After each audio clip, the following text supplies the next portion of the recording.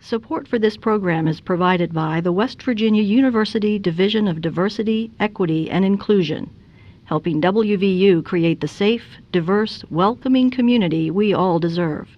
We are here for you.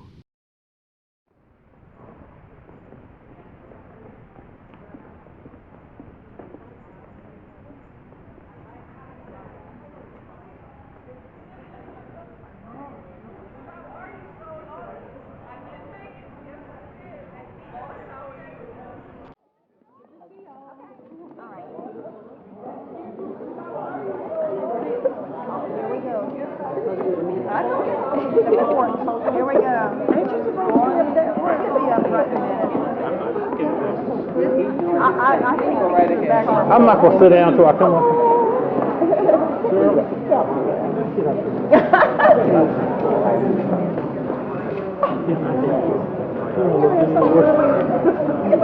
Oh, we can.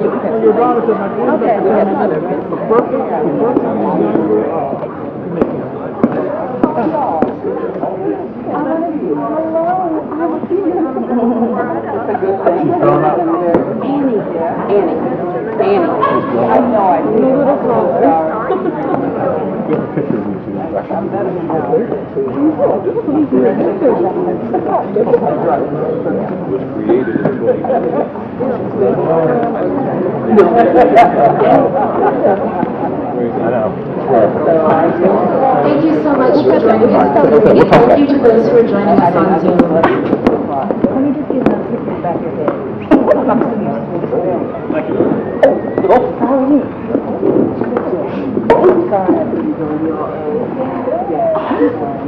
Good evening. We are delighted that you are joining us. I'm Angela Malone Cartwright, Director of Diversity Initiatives and Community Engagement with the West Virginia University Division of Diversity, Equity, and Inclusion. Misha Lashawnpour, Esquire, Vice President and Senior Diversity Officer of West Virginia University Division of Diversity, Equity, and Inclusion. Former Delegate in the West Virginia House of Representatives, House of Delegates, I apologize, House of Delegates. Immediate past president of the Big 12 Chief Diversity Officers Committee. First African American woman to serve as the president of the State Bar Association. Juvenile justice defender in private practice. Public defender in Kanawha County. Graduate of the Southern University Law Center in Baton Rouge and Howard University. If it isn't completely obvious that I'm delighted to introduce and incredibly honored to introduce one of the most amazing women with whom I've ever had the pleasure of working, let me say it now. Vice President Poor's career, only briefly highlighted a moment ago, is a testament to her commitment to and advocacy for equity and justice for the people of West Virginia. Her leadership and mentorship are an inspiration to all who have had the pleasure to work with her. This evening, we gathered to celebrate one of her mentors, former delegate and mayor of the city of Morgantown, Charlene Marshall, in the first annual Community Heroes Award celebration. Please join me in welcoming these trailblazing and barrier-busting women.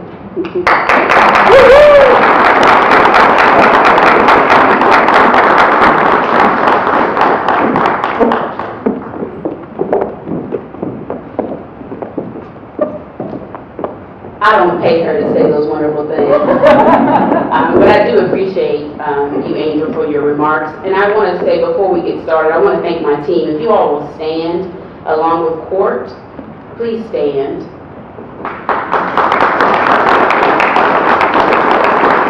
I have an amazing team. Thank you all for being seated. I have an amazing team who does tremendous work. And if you don't know, this is the kickoff of Diversity Week. And so I'm going to do a little house, as I call it, housekeeping.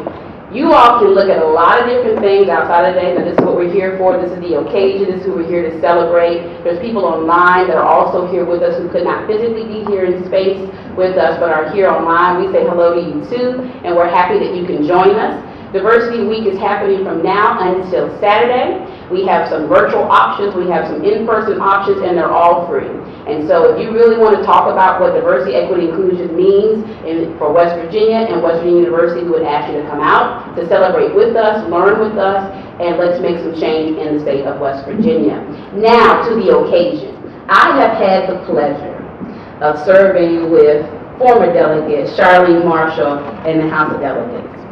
And I'm going to tell you, today's her birthday, so we're not confused.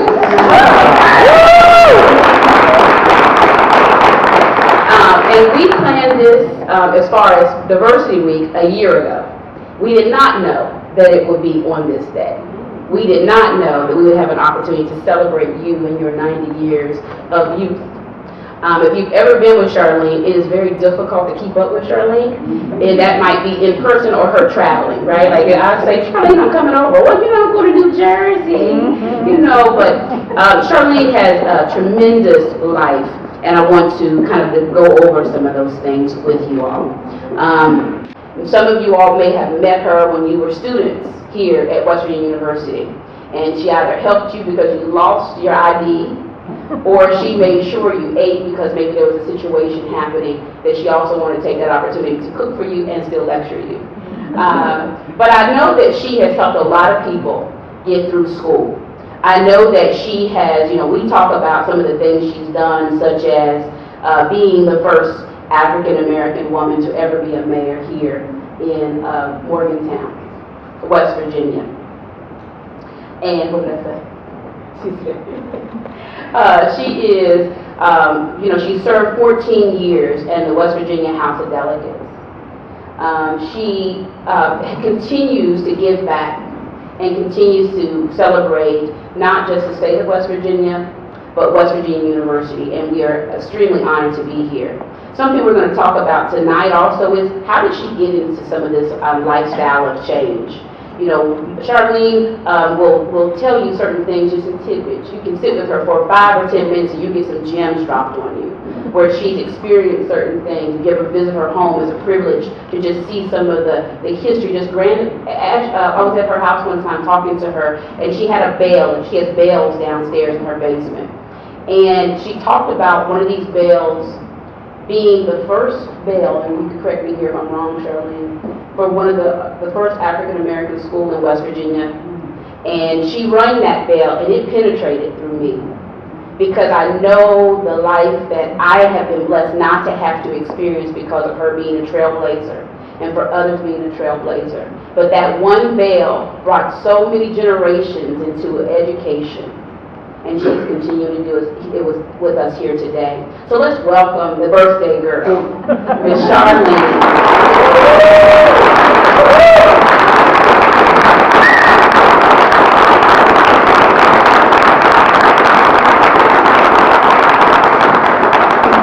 Now, everyone online, you can make comments in the chat, I'm sure. Please know that we will pass those celebratory notes over to Charlene once we get them. But we want to start saying to you, ask you a couple things. What advice would you give to aspiring community organizers? Being that you've been doing it for so long, what advice would you give? Well, first of all, I want to say thank you to Vice President Ford, and I'm so used to saying Misha Ford. Absolutely. But thank you. And to all of the members on her staff. Everyone has been so helpful to me.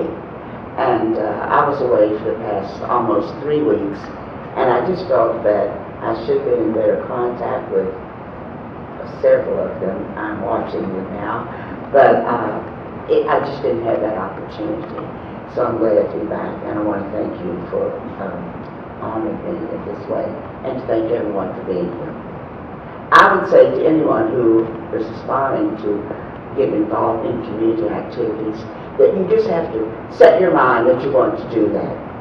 Years ago, when, and of course you know how many changes I've seen over 90 years, and when I first came along, there wasn't any place downtown, Morgantown, that African American could have a meal. And I always thought, one of these days when I go away, I'm going to go in a restaurant and sit down. So after my children were getting up some height, then some other people, we started talking about some things that we could do. So early on, I, along with some other people, a few of them here at WVU, and they encouraged, they came here from other places, and they were so disgusted that the way things were. And I got involved with them probably at a church meeting, town and gown issues here on campus or down at Wesley Methodist Church. And we decided we were going to do something about it. So we started trying to break down discrimination in restaurants, hotels, and theaters. So from there we started, and you just have to make up your mind that this is something you're going to do. It's not right, but some of the things are going on, and we set our mind to it. And after a while, it wasn't just an easy something that happened in one day.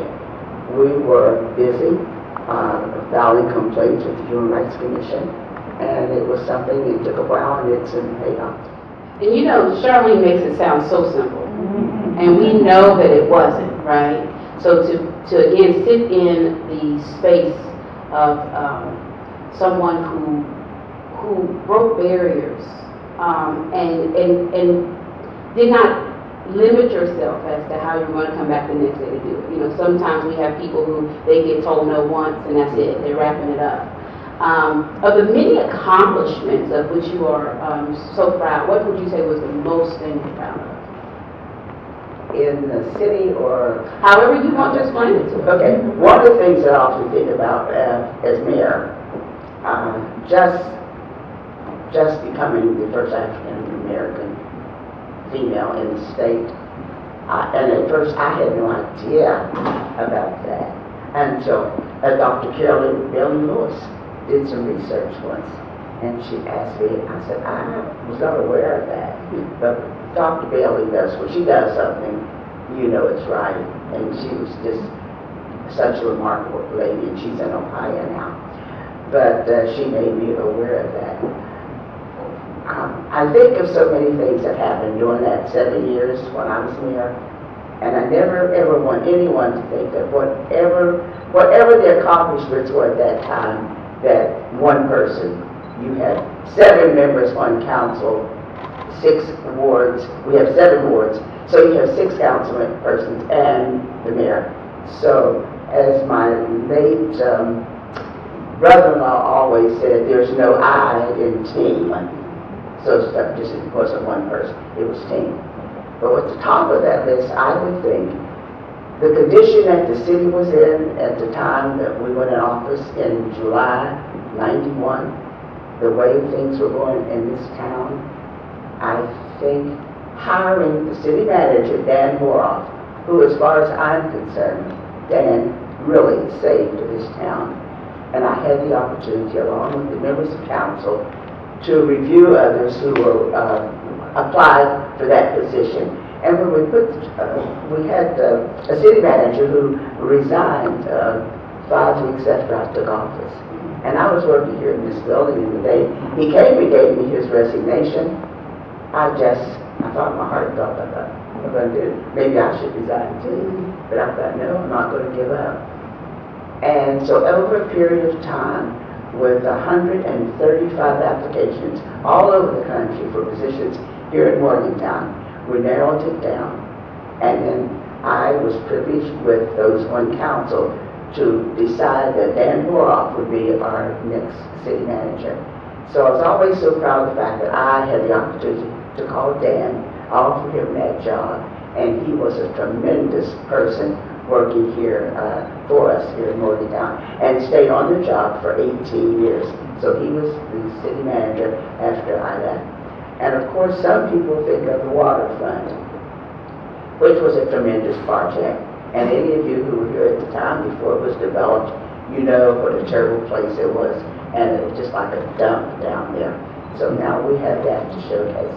So there's a lot of things, but to talk about this, I'll put Dan Boroff as city manager.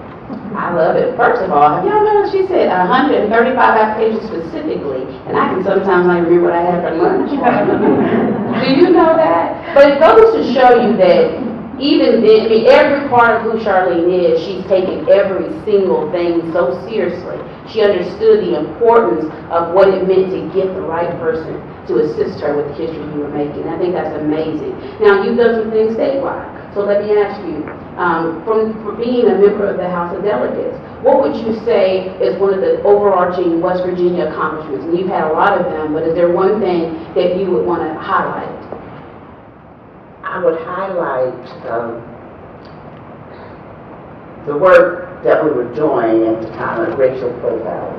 And I was so upset when we began to learn about some things that were going on across the state. And I would really have to go back now and see how that, if there's a step still in progress for that, with so many of the young African-American males being pulled over, and for different, and West Virginia, when they did a survey of a number of states, West Virginia ranked very high on that. So I felt as if we had to do something. And I did become a little bit disgusted because I would be in the meeting and I would have some state troopers would be there and they had an attorney. And I thought, I'm a freshman in the House of Delegates and I'm going to be debating with the state troopers and their attorney. And finally I turned to the NAACP and I thought, hey, somebody has to help me with this. And so they assigned an attorney. And oddly enough, I knew him when he was here at school. But I think I would always tell the students from law school, I think maybe when checks came in, they'd always be downtown on Friday, they'd come to the lair. And I worked in this building. But this particular attorney, he worked with me. And we were able to do some things as far as racial profiling, and but I'll be thinking of some other things. But that's the one that comes to my mind right off the bat. Well, let me ask you this as a follow-up. What role do you see diversity, equity, and inclusion playing in the development of West Virginia as we move forward? So you've seen it as a member of the legislature, you've seen it as a mayor, you've seen it as a community organizer, you've seen it as someone who's had a handprint, a fingerprint on many, many generations of students who are here at WVU. So how does diversity, equity, and inclusion play a role in the development of West Virginia as we look forward? Well, we have to continue to or not really continue, we have to improve on how we work together. And we need to work with everyone. And even during the time that I was here at WVU, I had so many of the students that would just hang out in my office. And there was one young man a few minutes ago, I don't know if he's still here, I'm not going to point him out, but he was telling people how I would call his parents because I thought, we're going to do this right.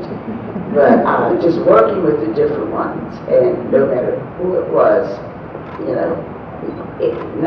no barriers, nationality or whatever, but I would take all of those under my wing. And I just believe that's what we need to do. We need to be working with everyone. And I always found it such a joy.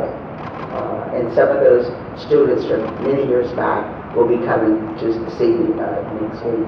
And I value their friendship. And I see one young man here too that I worked with his mother before he was born, and he's in an elected office. So I just go back with so many years. And when I see someone like that, I think, maybe I've been around too many years. But I just want to work with everybody and to include them under my umbrella and to let them know that we care for everyone. I think what I'm hearing, Charlene, is that you actually help mold a lot of leaders. That's what I'm hearing. Because the one individual that's in the room actually is now the vice president of the Alumni Association. And that was someone that you touched. The person that you said now running for office or held office, that's someone you touched. I've been in office. You've touched my life. And so we can list a lot of different people. We have we have people in here who have very successful businesses, both in West Virginia and throughout the country, that you mentor and nurture. And so I would say that you have a magic touch of creating and helping push forward leaders in the state of West Virginia and beyond. And that's just who's in the room right now. Thank you. Yeah. So, you know, one of the things I heard you say, and I want to kind of go back for a minute. You said that you, at one point, thought about, maybe I should resign too. And it kind of surprises me because I've been blessed to be around you and just see the fortitude that you have. And I know that, if I might touch on something a little personal, your father passed away in a coal mining accident. Correct. Your stepfather also had the same this situation, and your grandfather. And so that's 3 generations or 3 individuals that were very close to you. And you had to figure out how to navigate those emotions and still lead and be a part of your family in a way and help them do the things you've done throughout the course of your years. When people are experiencing disappointment, what is some of the advice that you say you have learned throughout those different things in your life that you'd like to share with us? Because we're blessed to be able to learn from you because your leadership is just that strong. So many times, and as you say, I've had a lot of things happen in my lifetime, but I try to just be strong and to know that I can't give up and that you have to carry on. And I've seen people throughout the community, and as you said, my parents and my grandfather were, in mining accidents and lost their lives. And I would see so many people in the community. I grew up right outside of Morgantown in Osage, and my stepfather worked in the mines. And I had to check, it was just a sad situation because you would experience so many individuals being killed in mines. And even as a kid, and I would wonder how those parents were going to survive. It's almost like I felt that in my house we were going to make it because my mother was pretty strong and worked pretty hard. If there's a photo of the mine disaster that happened in Osage in the early 40s, and I think maybe 7 years so men were killed in that explosion. And I was telling a friend yesterday, if that photo could be expanded, you would see me about a 7-year-old standing on that hillside, just everybody was just gazing. So you would see those, and I remember some of those families, and maybe there'd be 2 deaths in one family, a father and a son. And those parents, that mother had to carry on. So even at a young age, I remember how strong those individuals were. And you just can't give up. And even sometimes, even with me today, where maybe it's something I think, oh, how could I do this? And I remind myself each day, I have myself to take care of. You talk about Osage, and I know you're very proud to be from Osage. And it seems like that was just like a bustling town. It still is. I know that the museum director is here from Osage and probably a few others. Tell me a little bit about the town of Osage. What made it so good? It seems like a lot of strong community in general, but you talk about it, and I hear so many people when I moved to Morgantown talk about Osage and the power of Osage. Can you tell us a little bit more about that? Well, it was a thriving little community because back in those days when I think it was probably a thriving community until probably the very early 50s when the coal mines started to go down. Because when you see the photos of all the trains and the amount of coal that they took out of that area, and you see those loads, those are like black diamonds coming out of there because those individuals became very wealthy. And it was just a place that's where most people did their work. A lot of people came from Morgantown and opened up their shops in Osage. And if you can imagine now, there's no stores there. And as you said, Mary Jane Coulter is in the audience here, and she's in charge of the museum out there. But at that time, if you ever go through now, and you don't really see a storefront except Al Anderson's shoe shop, But at that time, there was 7 stores there. There was a jewelry store and restaurants and 2 theaters and 2 shoe shops, a post office. There was a company store that belonged to the coal mines, and there was 2 dental offices there at one time, and a cleaners that sometimes I used to wonder where did they get all those clothes from, because there were so many people in the area. And there was 2 jewelry stores there also. And of course we would go to the theater on Saturday evening, and there was a restaurant that anyone could go in and sit down, but not in Morgantown, but out where it did.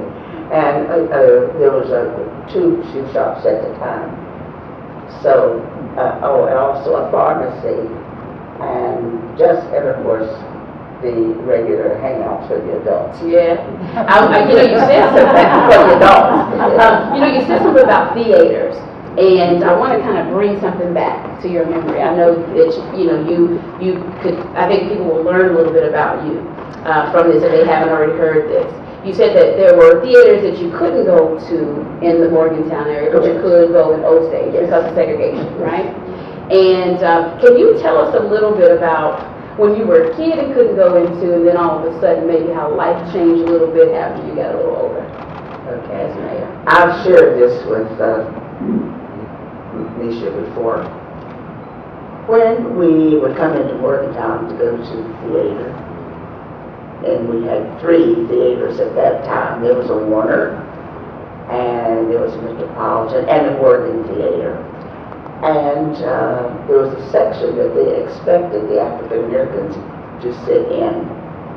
And probably the last theater to close was the Metropolitan, which we use now for different events. And the Metropolitan closed, and it was not used for a number of years. And then there came a time when we were talking about it in City Council, and they hated to lose a building because, of course, it is a beautiful building. It has a lot of history to it. So there was different ways discussed to preserve this building. And at one time, one of our congressmen was able to secure some funding to begin the purchase of the building. And the funding had to be funneled through the mayor's office, to the city manager's office.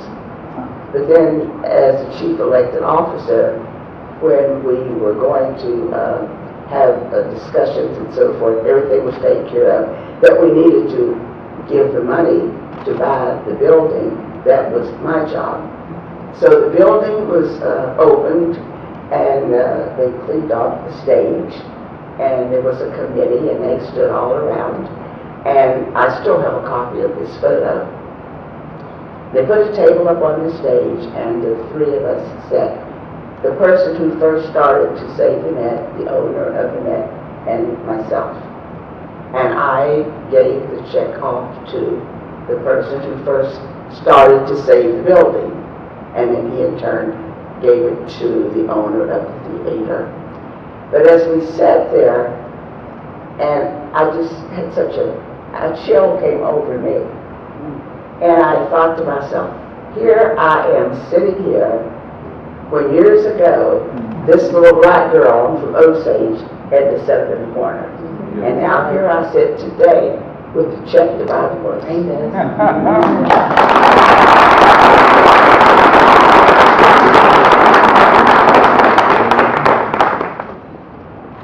It always amazes me, and I don't want to bullshit. It amazes me just who you are, and I get a pleasure to be around you.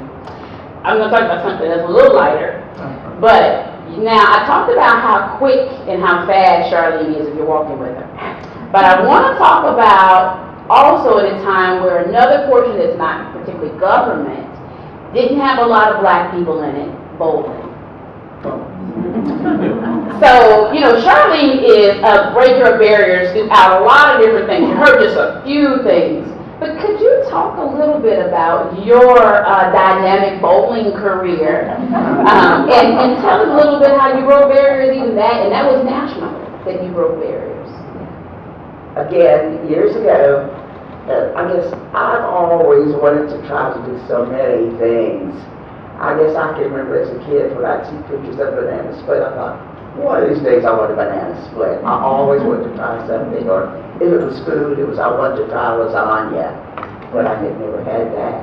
But I also decided one time that I would really love to bowl. I think I would like that. Well, there was no bowling for African Americans in Morgantown. And I can remember one time a lady asked me, a young man on our street who was a student, and that was when the bowl was down here at the bottom of the hill before Falling Run. And he was a student, and this lady was going to go bowling with him, and they asked me to go. And they had the pin boys at that time. And that was my first experience in bowling. I thought, gee, I would really like to do that. Well, before the Don Knotts Boulevard, when it was being constructed, there was a lane out there. And my stepfather's brother worked at a telephone company. It was in that area. And one day he just decided to talk to the owner and let him know that he thought, African Americans should be able to come there. And evidently he just said, no problem. And so they called me and said, Sunday evenings, why don't we go out and bowl?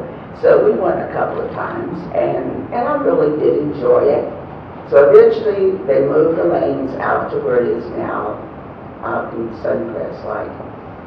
And we would go occasionally. And then one day, one of the ladies said, guess what? There's a team that's going to drop out of this one league. And some of the ladies want to know if we would like to put a team there. And so we put a team together, 5 African American ladies. But shortly after, another team decided, well, that's what happened, and we're dropping out. So I said, we'll put another team together. So we had the second team with 5 black ladies. And now I always figure if my money is involved, I want to follow my money, I want to know the rules. So I went to the meetings and I'm going to learn the rules. After a while, it was over a period of several years, then I became an officer in Morgantown League. And at one point, there was a lady who was president. She decided she didn't want to be president anymore, so she resigned, and vice president, as in any organization, stepped up. But that day when I got home, the lady who was vice president called me and she said, I don't want that job. She said, I tell you what, if I resign, then you're going to be vice president, and then would you name me vice president? So I realized she just didn't want anything. She didn't want to do the work. And I said, sure. So then comes a time when we're supposed to go to Charleston to a statewide meeting. And you're elected by your board to go, by the members of the association. So I was, of course, as president, elected to go. But I found it difficult because I think it was about 3 or 4 of us was one there. Now at that time, I'm talking about back a lot of years ago, and we had one car that the kids were little, and I thought I can't take it. I had never driven to Charleston at that time. 79 wasn't even completed. So I thought, I'm not going to get there. But in a couple of days, one of the ladies called me. She said, Charlene, we were just discussing something. If you can't go, we have someone that can take your place. They decided that for me, and I thought, I'll be there if I have to walk. In Morgantown, when students did not stay on, African American students did not stay on campus, my in-laws had a student room and board in their home. And there was a lady there from Charleston. She was getting her master's there, and she went home every week. And I asked her if I could ride to Charleston with her, and I did. And that morning, if any of you are here from Charleston that know, I'm trying to think of this club, it left me right now. But there was a nice restaurant downtown, and that's where the meeting was going to be held. So I walked in that morning, and of course the ladies that we are from Morgantown were just shocked.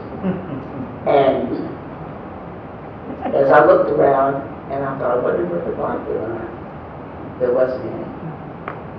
And then the board of directors comes in, and No one on there looked like me. And I thought, wonder what this is. So, of course, then I started going to the meetings. So when I came home, I told my friends, I said, I'm going back next year, and you're going with me. We're going to that meeting. Well, I'm still reading rules. So she went back with me the next year, and I told her, I said, you have to attend 3 meetings to be elected to the board.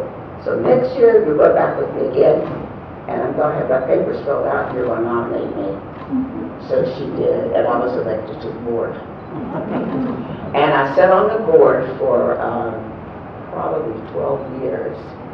But I had a good friend in Clarksburg, and she would always make sure I got to the meetings that if I couldn't take our car, she would come to Morgantown and pick me up. We did that.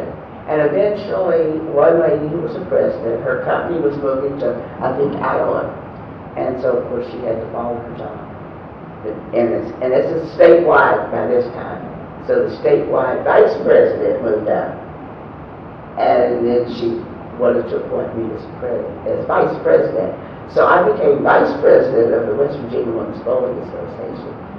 And as I got to know some of the other ladies over there better, after a while, this one lady, I said, I used to wonder when I came why there was no black women, because I knew that they had someone.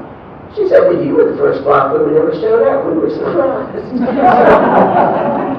So I told them, well, don't ever be surprised when I make show up. That's fast. That's fast.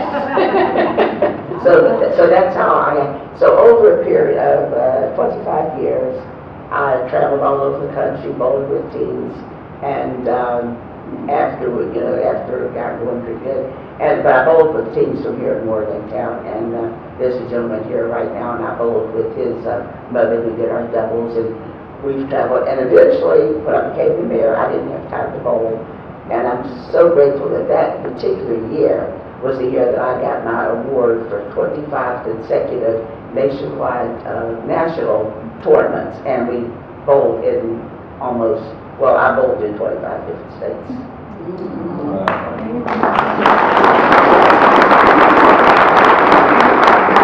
So you see how Charlene, something that starts off like a hobby, turns into, you're not going to tell me where I'm not going to be at? That's why I love who she is, because she didn't let what people attempted to say she could do or where she could be. There are students in the room. And so that's the reason why I'm mentioning some of these things too, is that, it's different that someone says you shouldn't be here, and you say, but I will be here. Something she mentioned also, you talked about African Americans did not live on campus. Correct. And if I'm correct, you weren't able to attend West Virginia University when you began to start your education, correct, when you finished high school. And so where did you end up going after your career? I went to Bluefield State for a while, and about that time my stepfather was killed in the mines. And there's 7 children in our family. And when my father was killed, there was 5, and my mother was expecting. And then, so of course, the grandmother helped to raise the youngest one. And then 5 years later, my mother married again, and we have another sister. And when she was 4 years old, my stepfather was killed in the mines, and that way I was there. But my mother's father had been killed in the mines when she was 4 years old. So then I came home, and so that's...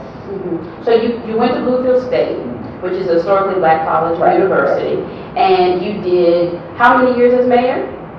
7. 7 years as mayor. How many years as a member of the House of Delegates? 14. 14. And I think you actually got an honorary degree from West Virginia University from the law school, am I right? Correct. So a person who was not able to come here because of segregation and discrimination used their life's work to prove why she should have always been at West Virginia University and got an honorary degree from the law school.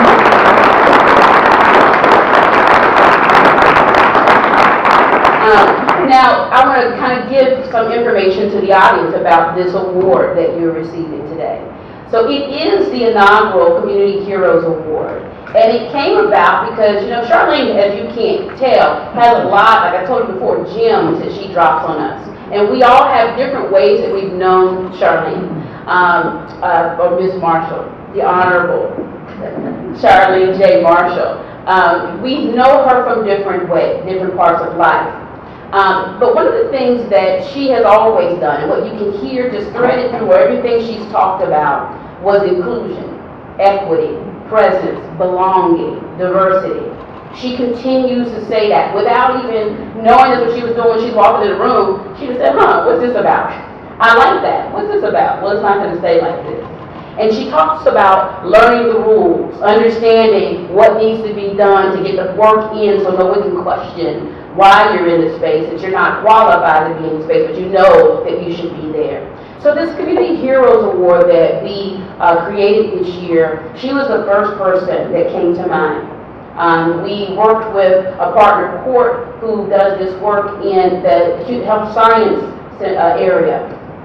And we decided that there could be no one else but Charlene. Because she demonstrates everything that this is. A person who is not thinking about self, but thinking about community. A person who steps in the place where there might be uncomfortableness and things that may say no, but she says to herself, yes, why not? That she speaks to that there might be moments of doubt briefly, but that she says, if not me, then who? Because she's going to break down the barriers for others to have the opportunity. Not just in the mayor's office, but in the theater that you purchased for this Morgantown community. Not just as a member of the legislature for the people that you protected by the policies that you created. The people that I saw you on the floor and how you walk up to people, it's hard to say no to Charlene Marshall. How you walk to your colleagues, and when you felt something, that little finger starts to move, and I don't know if y'all ever experienced that with her, but that little finger starts to move, and she just walks off. And so you know that there's some things that need to be done differently. She forces every person that she's around to make some level of change. Big or small, it matters. And so one of the things that we talked about with this award is who would be the person, the face of diversity, equity, inclusion, that could communicate through a life's work what that looks like. And it was Charlene Marshall. One of the things she says to us, and she said to my team, anything you need from me, I'm going to do it, because I understand and appreciate the work that you're doing in this division. Whatever you need. That's normally what she just said. Whatever you need me to do, that's where you need me to be, that's what I'll do. We said, well, Charlene, we want to know if by chance we could use your legacy, your life's work, to help raise some money for the students here on campus so they can get different opportunities as it relates to diversity. Whatever you need, I'll do it. We said, well, Charlene, you know, we want to make sure that you understand that it's going to happen on your birthday. We know that you might be doing something else. Whatever you need, I'll do it. And so we have been flooding social media. So these are the people online. Pay attention to this part. And those in the room, we've been flooding social media with Charlene's pictures and her history and her story. We're going to continue to do it through different communications throughout the year, because Charlene is our champion for the Division of Diversity and Inclusion. She's our community hero, so it doesn't just stop today, it starts today. I want you to know that if you see a flyer on your social media page, she's asking you to share it. She's asking you to contribute. Now, I say this to say, how are you 90 years young and beautiful, still challenging people, bossing people around, telling them exactly what needs to be done, that they have the power to put their money where their mouth is, but also be present and seen, because you've done the same for them. I want to talk to you about what does this award mean to you, and what would you say what would you say to the supporters here in the room that have come out to celebrate this day with you? First of all, I want to thank everyone for coming out, and I would ask you to help me support Nisha, her staff, in her endeavors to do things for the students and others in the area on campus.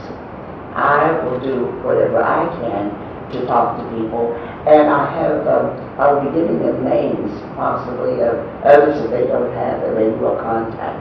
But I will continue to do this. And also with the next community hero that comes along, I will continue to work with that person also. I believe in what they're doing, and I think that I would just ask everyone to join me in helping this division to come along with and make them more successful. We appreciate you. So I'm going to give her the award, as we're about to do. I'm going to give you the order of what's next, because there's cupcakes. And so there's a couple of things we're going to do. We're going to give her the award. Of course, afterwards, you're welcome to stop her and take a picture with her award. It is her birthday. Share it if you would. But also going to open it up for questions. We have a few moments to, I've asked a few things, but some of you all know her longer than I've known her.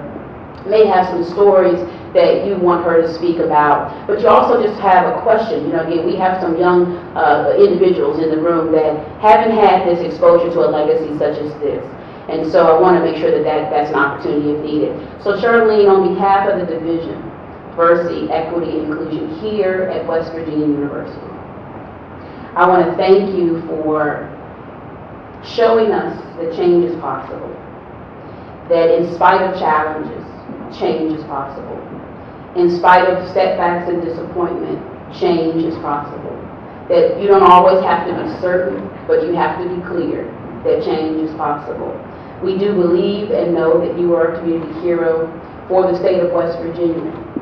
We see that you have charted paths for many in this space and many that are yet to come, because we know you continue to plant seeds. And so I just want to thank you. We're going to go to the front and then I'll provide you the award, but I wanted to say thank you, my friend. I love you very, very much.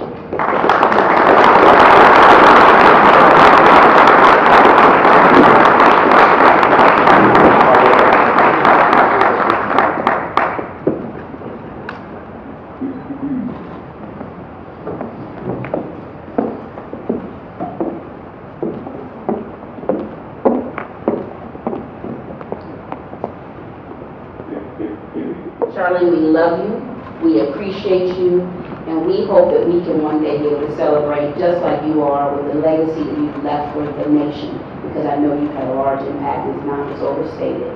We know that you've broken barriers and you've done it through some sweats and tears, but a lot of celebration, and we want to celebrate not only your birthday with you, but just the work that you've done throughout the years of your life. So happy birthday to you. Thank you for all you've done, and congratulations on being named our community hero.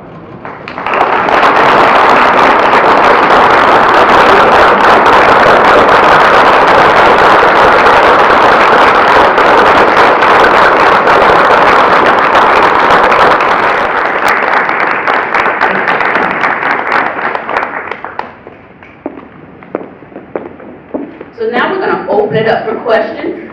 I'm going to actually walk around, or have a team member walk around with a microphone. Actually, if one of our GAs can come, that'll be great.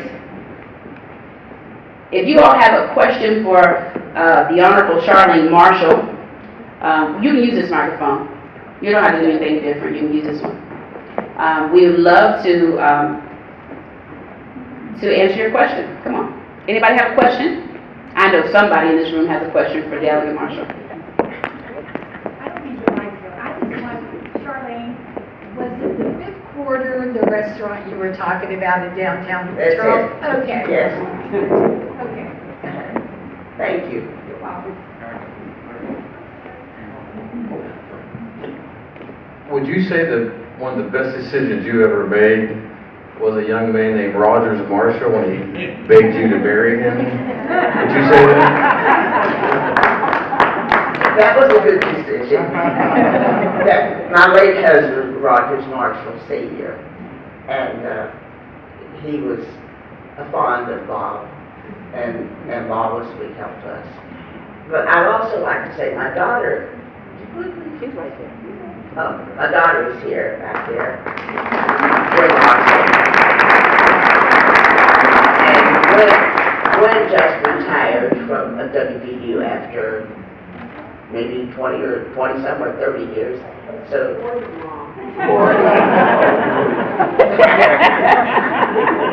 That's a variety of different jobs. She also worked in Charleston for a while, but for the state.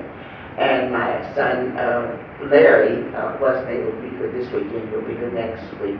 But then I had another son, that Roger Marshall Jr., and we lost him 2 years ago in California.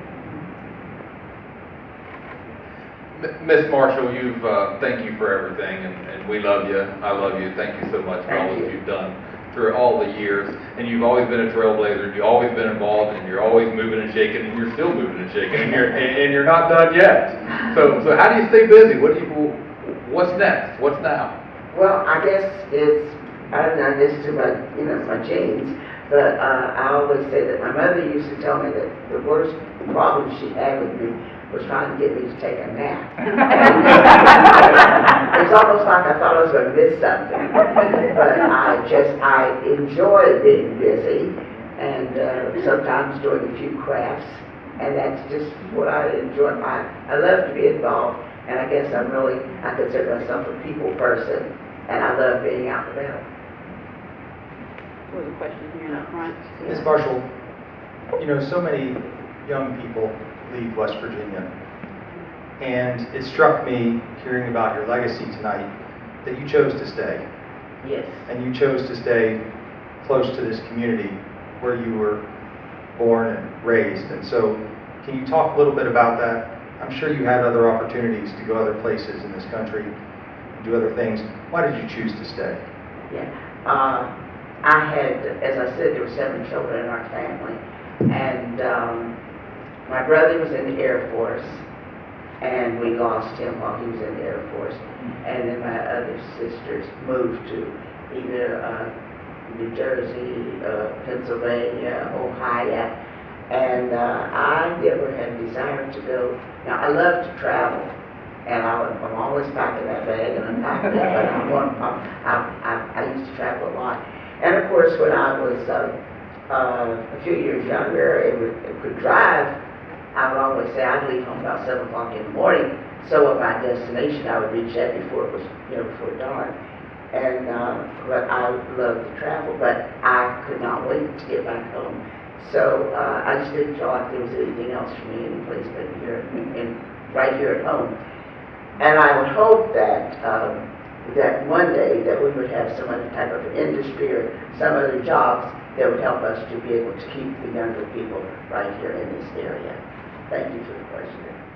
And Charlene, we've talked a lot about your rights within the African American community, the trailblazing rights that you've done for that, but people might not also know that you were also involved in labor in West Virginia. And can you talk a little bit about your experience with the union? Thank you, yeah. I've always, I think my first job I was 12 years old, and I always wanted to make some money and always to buy some clothes. But and I think if I had $5, I'd go downtown and look for a new skirt. But I wanted to work, and my husband was a very hard worker. But I always felt like we could use some extra money. So I did a lot of jobs around town. I did a lot of jobs, and a lot of times I may be cooking or whatever, but I was working. And eventually, about the time that we began to hear about the civil rights movement, one of my friends asked me to go with her, and why didn't we put an application in at Sterling Faucet, which is no longer there. But they had employees, it was a union shop, over 1,200 employees, and they had never hired an African American female. And we went for the interview, and I felt kind of bad because they hired me and not my friend that asked me to go with them. So I was a little bit worried about going in because I knew that there was nobody in there that looked like me. But I'll never forget the day I went there to work. It was like 1963 or 4. And there was a couple ladies who embraced me right away, just talking, and we got along really well. And one of those, again, the son is here today. And and that was before he was even thought of. But, and we became really good friends. But I knew that at some point, I always thought that one of these days I'm going to join a union someplace. And I thought that if there had been some better things in the union, but my father was killed when I was just little, the benefits would have been better for the widow and so forth. So when I had that opportunity, as Charlie Fawcett, you had to be employed 60 days. Now, the first 60 days, they could get rid of you for no reason. But you just wait for those 60 days. That 60 days, you're in the union. And then I thought, you know, I want to be active. So I started work with them, and it was the United Steelworkers of America. And I became very active with the union. I had so many jobs with the union, checking registration for voters, because we were told to be. That's when I first began to think about what we should do to pay attention to who your elected officials are. And from there, I did a lot of traveling for the union, but I was very active with the union. And I think when the group downtown called Cleanup, when they first started looking for someone to possibly represent the different wards for the new election, when I was going to be a candidate eventually, I think that's some of the things they looked at, because those individuals who were talking with me, we all had some of the same ideas about doing some things. But I had never thought about running for, being a candidate for any office. But it was because when they approached me, I think it was because of our ideas. But I did become very involved with the union. And I stayed there for 15 and a half years. And I always thought I didn't want to be in that plant when I got to be a real old age, or, you know, I thought I'd find something else to do. So then I worked for the Department of Labor for a while. But the union was, and then of course when I came to WVU, I still wanted to be a card-carrying union member. And I didn't see the same need, as far as I was concerned, here for the union as I did at Charlene Fawcett. But just the fact that I wanted to be a card-carrying union member, I joined the union again. Thank you for the question. Well, first of all, you know how much I love you, Charlene. Thank you. Charlene is responsible for my career in politics in West Virginia. I came from Washington, D.C., and moved here with my young son, who's not a little boy anymore. He's 25 now, and I've been here almost 20 years. And when I first, I worked in legislatures in other states, and had a business doing so. But I was new to West Virginia, didn't have anybody that I knew. I literally walked in Charlene's office cold, introduced myself, and she opened up the state. And from your tutelage, just sitting there in your office numerous times when I was in those halls, asking questions, well, how do I get to this person? Or what do I do about this situation? Or my client needs this. Charlene was the dean.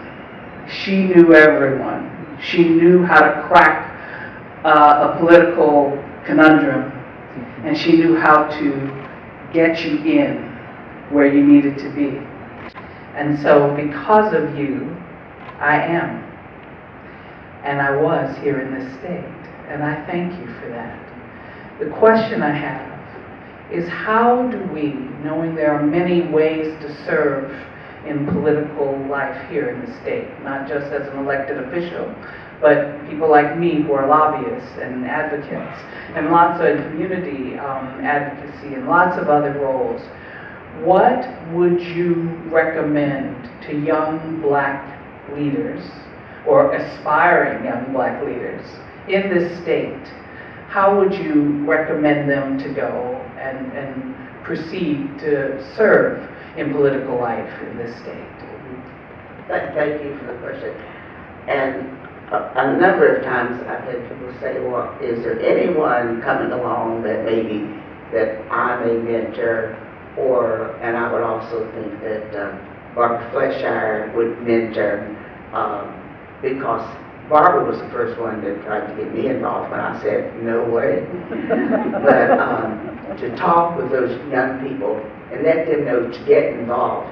Now, I did get involved, but I think because I was able to do the elections and so forth, because I was always getting involved in something. And I had a lot of friends, number one, from bowling, the different places that I had worked, and I don't think I fell out, I didn't fall out or have an argument or anything. I tried to get along with everyone. So if I could get along with them, and many friends from the different, not only the unions, Charlene Marshall, the different unions around Montague County in different areas. So I would tell them to first get involved, and then let's talk with some of the people. I would talk with anyone that desired to talk with me, and that we should begin to do that to get some people, on the trail to try to do this. And also, there's a lot of community organizations, I know, right, in the city of Morgantown. There's a lot of committees in the city, and to get involved and to learn about those different committees so that you get your name out there, so that people will begin to know you. And I think that's the best thing that we can do. Thank you. Charlene. Hey. Hi. With all of your fights, have you ever been stopped by the police while you were driving black? No. No. I have never been stopped. And in 14 years of traveling back and forth to Charleston, the 7 years that I was here. As a matter of fact, there were several people that would want to know when I was traveling around as the mayor, and I had a lot of night meetings, and I would have people approach me and say, well, who's going with you? And I was like, I go by myself. And they would want to know, well, don't you have someone that protects you? That thought never entered my mind, to have someone with me. And I had a lot of late night meetings. As a matter of fact, I think when I first went on council, and as I said before, the city was in such things were so bad, that it's like financially and so forth, that we had late meetings. And we even came up with a rule later, because we would be in meetings until maybe 1 o'clock in the morning or later, and we decided that that was too late, because everyone had a regular job. So you would come from your regular job, and then you would be in council meeting that time, then you're going to get up and go to work the next day. And we decided, no, we should not meet later than 11 o'clock.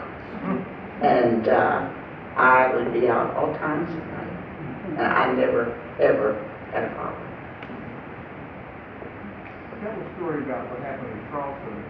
You and another couple were strong. Oh, she has her mic. Go ahead.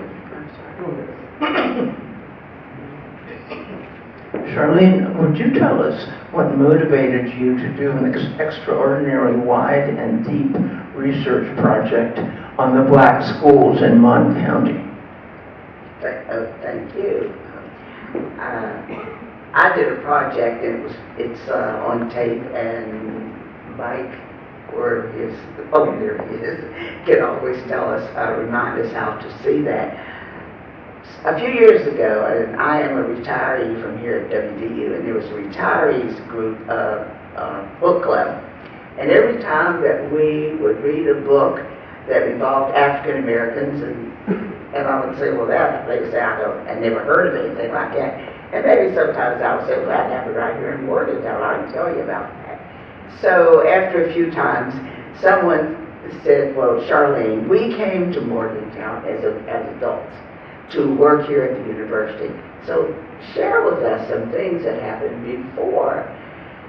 So they wanted me to do it for OLLI, and I'm sure a lot of you in here are familiar with OLLI, Ocean Lifelong Learners. And I said, well, I don't want to be tied down. I like to travel. I don't want to be coming every week. So they said, okay, just do it for 1 week, 1 week. So, and I said, the other thing is, who wants to hear me talk? No one's going to come to that if you advertise it, Charlene. Well, I put it together, and to my surprise, 85 people came that day, and they had to keep adding chairs. And then after that, they asked me to do it at the Alumni Center, and I've showed it about 5 times since then. But what it was, I wanted to let them know some things that happened early on here in Morgantown, and I wanted to show them how many different areas we had schools for black students, and they were all surprised. And some of them did not realize they came from states that never had segregated schools. So then I explained to them that the schools in West Virginia were segregated until 1954 with Brown versus the Board of Education. And I took photos of all the different places, and they were just surprised. Now, there's one friend that's here. One time she was going to help me, and I said, "Oh, I've got a couple of places I got to take a photo." And she says, "I'll take a photo for you." I said, "You probably don't even know where that little school is." And she said, "Yes, I do." So she told me where she thought it was. I said, she said, "They made an apartment out of that." I said, "Wasn't big enough for a school." So there was a little school at the top of the hill out in Jerome Park, if you know where Jerome Park is, and just a little brick building. And it was a one-room school for students that lived in that area. So I did some research on it. As a matter of fact, I even sort of had to correct, and I think Misha will say, well, sometimes I'll say, well, if I think I'm right, I'm going to tell you. And the history book indicated that school had been closed, I don't know, back in the 30s. And I thought, that history is wrong, because I know the people that went there until 1954. And I called, till the lady went to 7th grade. When you were in 7th grade, you went to Montgomery High, and it's over in Westover, if you lived in Montgomery County and you were African American. And I knew that this young lady went there until she was 7th grade. And I asked her, I said, she says it couldn't have closed then, because I went to school there years after that. So I have shown this is because other people wanted to know the history of schools in Montgomery County, and it's still on YouTube, I believe. And if you ever watch it, you need to ask me some questions. I can explain it to you what is there. Now, right now, it doesn't have the audio, and we're working on probably putting audio with it, but it'll last for not quite an hour, maybe close to an hour. But if you don't know the history of some of those things in Montgomery County, and I talk about also working with Dr. Virgil Peterson and his wife had to break down the segregation in the area. They were both professors here at WVU. So it could be very interesting. And some people, to my amazement, have come to different elections to watch it 3 times, and I couldn't imagine that. Okay.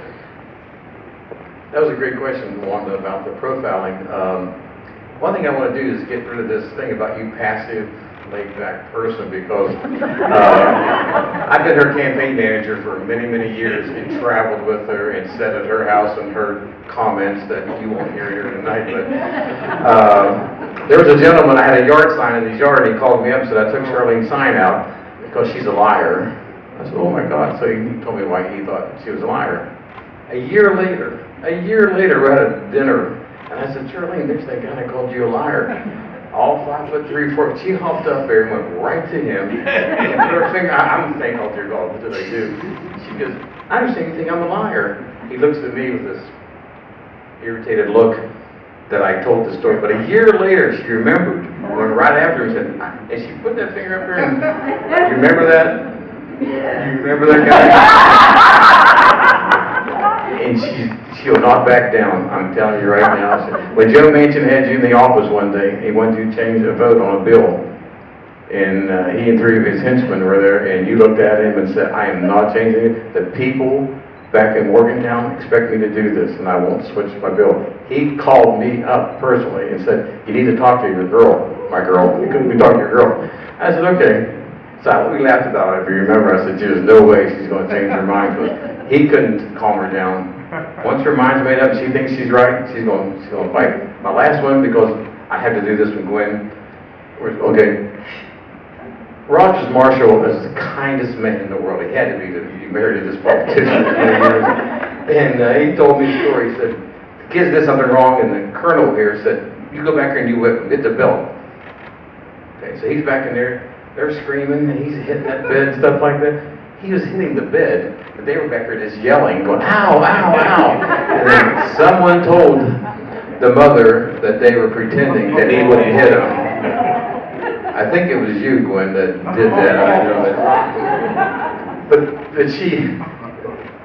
my life, you came into my wife and I's life about 35, 37 years ago, and all I can tell you, if you ever invite her to your house to have dinner, you better have homemade mashed potatoes, or she'll just let you know. Is that all right? So, Charlene, we're so happy here, and next week we celebrate again, but happy birthday to you. It's been a pleasure for my family to be involved with you. Thank you. And your family. We have one here in the back and the next one, and then we'll wrap up for our singing happy birthday.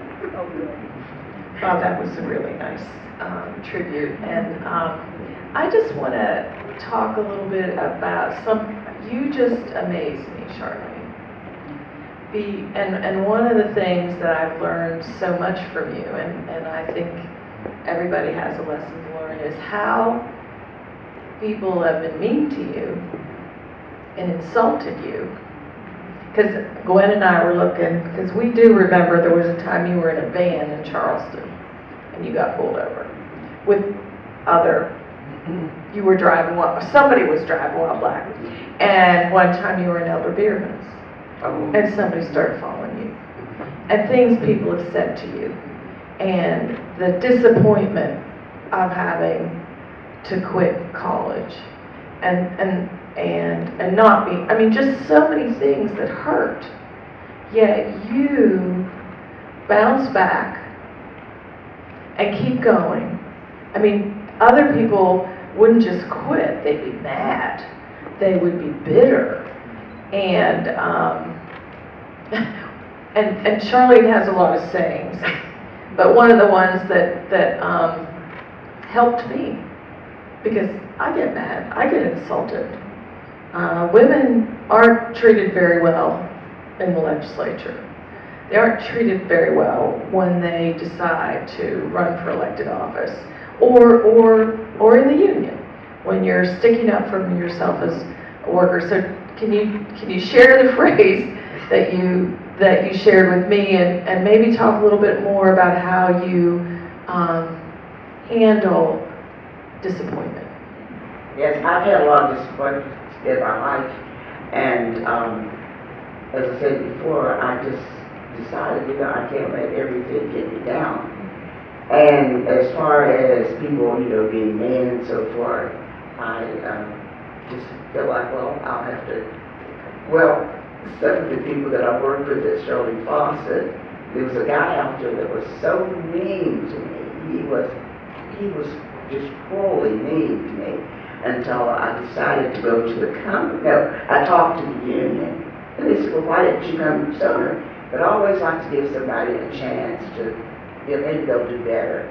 And I worked every shift, and I went on his shift. And some of the people there, these were, Caucasian ladies. They said, don't go on that shift, Charlene.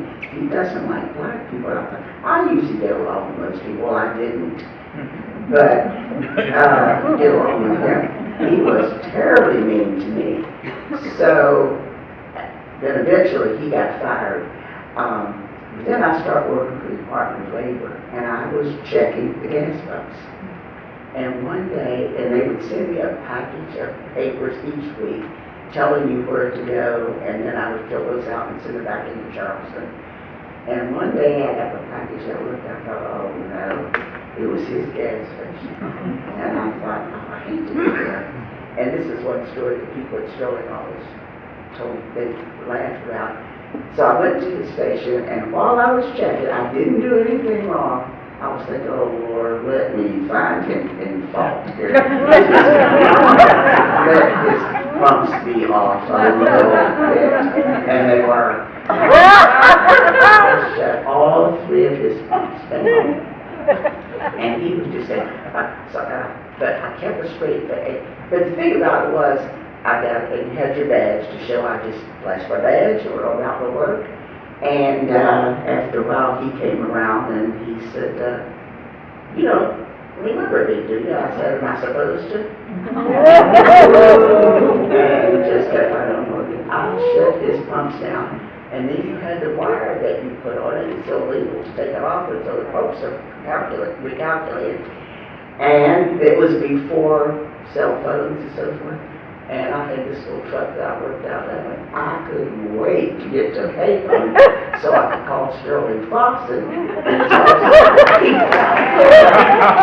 And the first phone that I got to, I was not ready to cry up. I was so happy. But I called the man, and I had to put me through to one of the bosses that was there. Was one of my good, but I had some good buddies there, and some of the bosses were great. So I asked for this one boss, and I said, you know, tell my buddies that I just shut. And I told him, and he knew who it was. And they told me later this, I said, I'm going to tell a couple of them. And your mother was one of them, tell her. And they told me that all of them laughed, so they kept praying. He said within 5 minutes, it was all over the plant, and everybody was laughing. And the thing that they said about when somebody upsets me, he said, everyone out there said one thing about Charlene, she doesn't get mad, but trust me, she'll get even with you. So I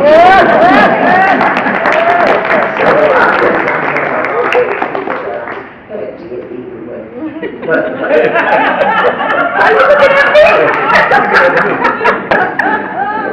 But you know, and one of the things that I think I probably got even with a lot of people, were some people here, and I'm not going to go into the long story about this, was when I had said I would never be a candidate for city council, and I told Barbara them any number of times, and then a gentleman called me one evening, and wanted to come to the house, and some of you have heard this story before, because he wanted to talk to me. And when I realized what he wanted to talk about, I told him I didn't want to talk with him. And I said, I just come in from work, I'm fixing dinner, and I'm not hanging up on you, but this conversation is ended, and I hung up. So he came across town from Suncrest over to White Avenue, where we lived at that time, and he wanted to talk to me because he didn't want me to be a candidate for city council. He said he had all men on his slate, he had built his own slate, and they were individuals whose fathers had been killed in the mines, and they had pulled themselves up by the bootstrap. And I thought, you know, I do want to talk to you, come on in. And I thought, you want to talk about somebody's dad getting killed in mines, and they pulled his up. I said, I've been working since I was 12 years old. And after that, he wanted to, if he could put my name on the ballot, I said, on his slate, I said, you can do anything you want to with your slate. And then after that, I started getting calls from 4 short occasion, and they told me I should not let them put my name on the ballot because a black woman couldn't win in this town. And my thought was, I'm in. I've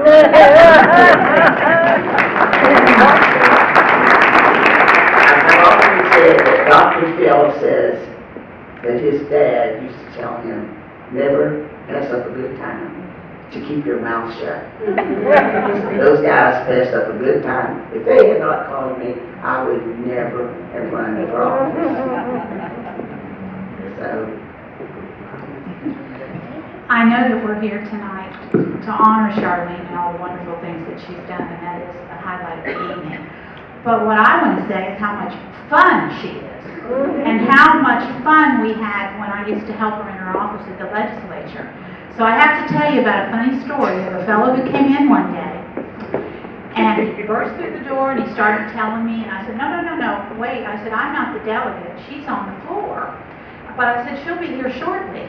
And he goes, you're not the delegate? Well, you look like her. I said, really? I said, well, how long have you known Delegate Marshall? He said, oh, we go way back.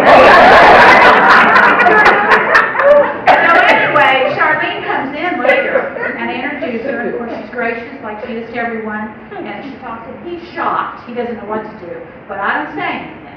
So she took care of him, was very nice, and when he left, all the laughs that we have had.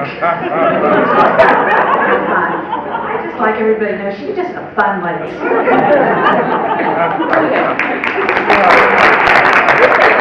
We're going to take this one right here. I think a gentleman just raised his hand here, and then we're going to sing happy birthday. Well, you asked her how did she do it. I knew her for a very long time, and she did it because she understood what is Mumba mentality. If everybody knows here what is Mumba mentality, as Kobe Bryant used to say.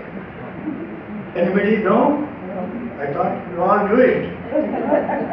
Only the great people are hated. So don't hate them back. Because you are great, somebody is hated. So that is the Mumba mentality. I'm sure some of you know. Anyway, I'm glad to know you, Charlene. You went with me to India too. Right. Thank you. Yeah. Yeah. Thank you. Are you a little nervous that one of the great blessings of my life was that I was very fortunate really early in my college career to meet Charlene Marshall. Charlene became my friend. She became my mentor. Really a surrogate mother, to be quite honest with everybody here. And what you probably didn't realize is I knew I didn't deserve that, number one, at the time. I was a young person trying to find my way. But I knew one thing I wanted to be. I wanted to be a leader. So what you probably didn't realize is I spent way too many hours in your office is I was watching your every move. I was soaking it in because I wanted to be a leader too. So here's the question I have for you. Let's pretend that you're still in your office downstairs and a younger version of me walks in. What leadership advice do you have for somebody who wants to become a leader? I would tell that person the same advice. And here on campus, and you were involved with leadership on campus, and I have to also state that the student body here on campus, and I would love to see some of those guys again. Those students, the president of the student body, Sam Sutton, and a dear friend here, they worked so hard on my campaign. They went door to door. And at the end of the day, they were right there when I closed my office. Said, okay, put your tennis shoes on. I said, wait a minute, you guys have just been in class and I've been working on it. I said, that's okay, put your shoes on, we're going. And they would have me out that door. So they worked so hard on my campaign and had their little speeches ready all the time when we knocked on doors. But I would tell them, number one, get involved with the student body here on campus. And you know how many from your class have been really successful leaders and tremendous jobs. Dr. Steve Robinson will be here next week. He's another one that hung out in my office, and there was just so many of them. But you guys were leaders when you were here on campus. Charlene, I guess I couldn't go without you. You mentioned me so much there. I was the young man that she was talking about that knew me before I was born. She got to see my parents court, and actually was probably there when they got married. Yes. And but you've been a part of my life all my life, and you've been a mentor to me too. Because when I first ran for council, I called you and asked you if you thought it would be a good idea, and you gave me some ideas and insight, and then I reached out to you when I ran for magistrate, and you were very gracious to say that you would support me and help me. So I just wanted to say thank you publicly that you've been a part of my life, and it's been wonderful. Thank you, Ron. Thank you.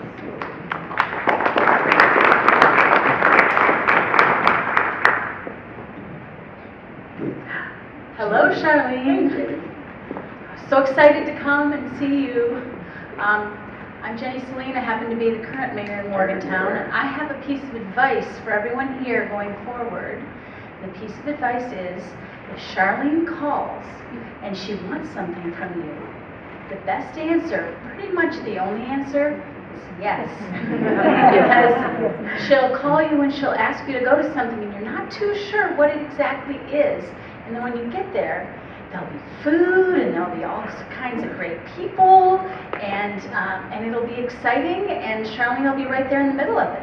So I just have always appreciated you and hoped to have numbers of people following in your footsteps, as other people have said, and just so glad that you're here and that we're all here, and somebody said celebrate again next year, so thank you. Thank you, thank you.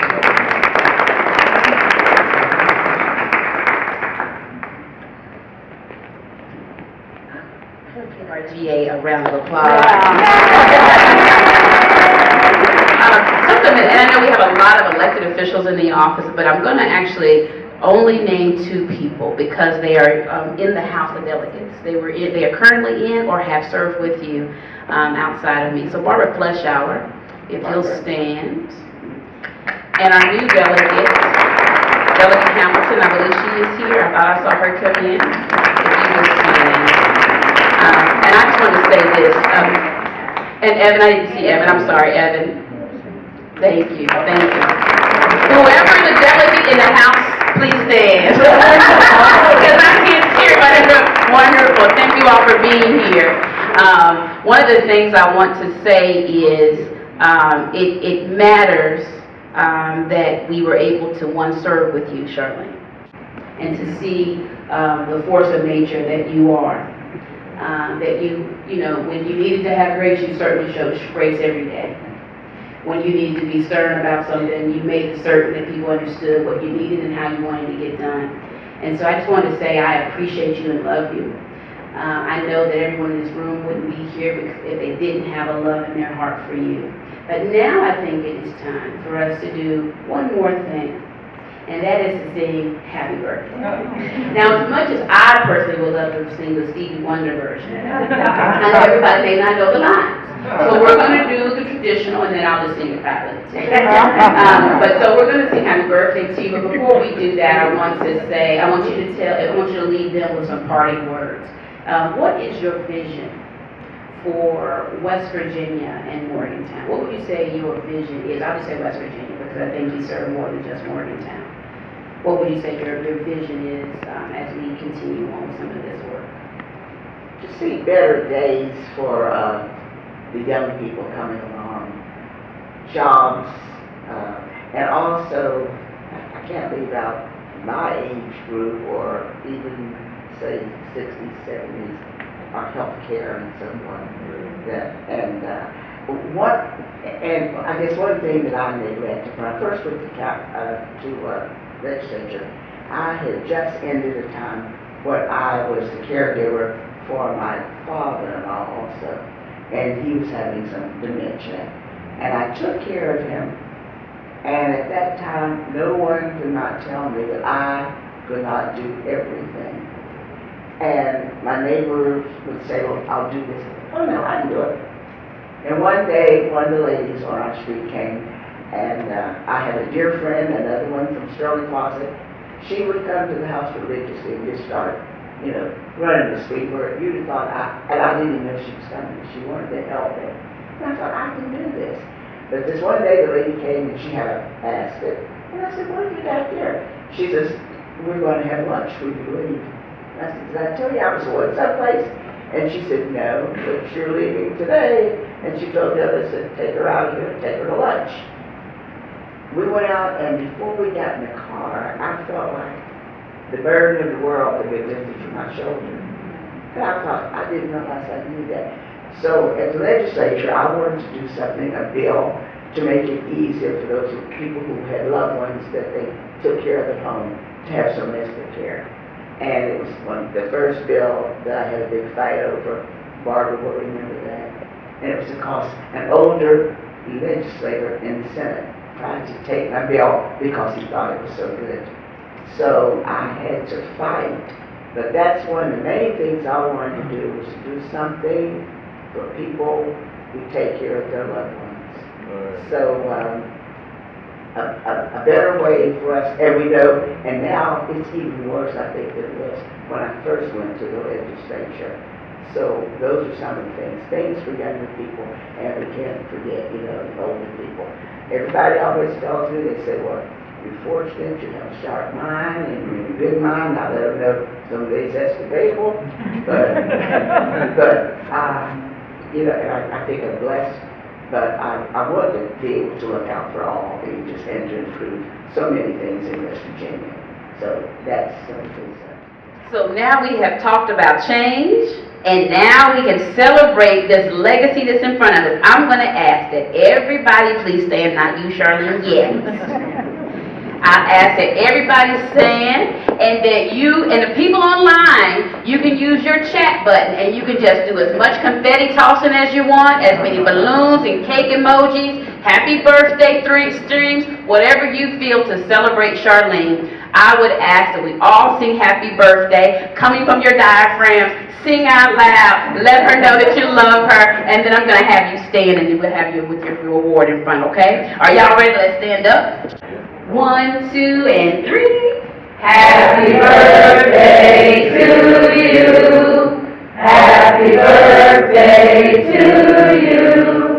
Happy birthday, dear Charlene. Happy birthday to you. Thank you all so much for coming. There are cupcakes in the back, or some were served. But we also will ask you, please pay attention to the piece of paper that was given to you. There's information about donating to the Community Heroes Award, a charity that Charlene is asking you to donate to. If you do not do QR codes, there's also information for a check to be dropped in. If you have any questions with that, we're happy to sit down with you and find ways that can help you support diversity initiatives here at Western University. And again, one last round of applause for Charlene.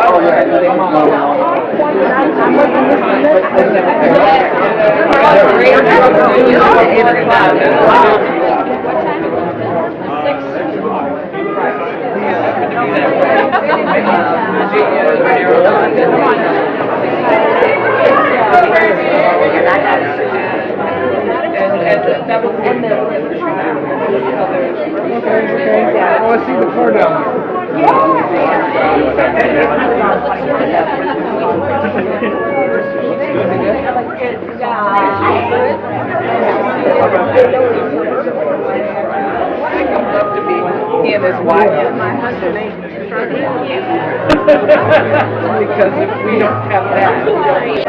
How about that? Is that like a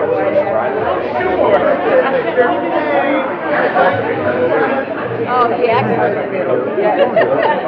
He is not. Oh, yeah, okay.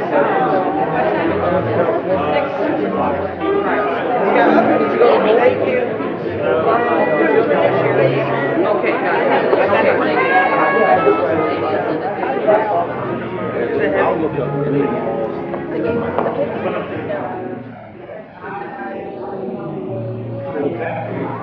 Good job, Dave.